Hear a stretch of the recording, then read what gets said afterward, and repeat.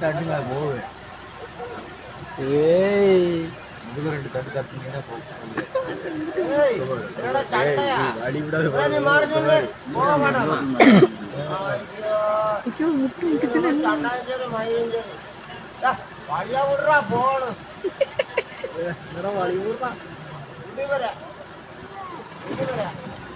கருப்சாமி தெரிஞ்சு கியா கலர் தான் அந்த காருக்கு. அந்த காரு கியா கலர் தான். ஆறுக்காரு வேறு பின்னாடி இருக்கிறது இருக்கு. கியா கியா தான். லைவா பார்க்கலாம். எப்படி பார்க்கறது வர்றீ?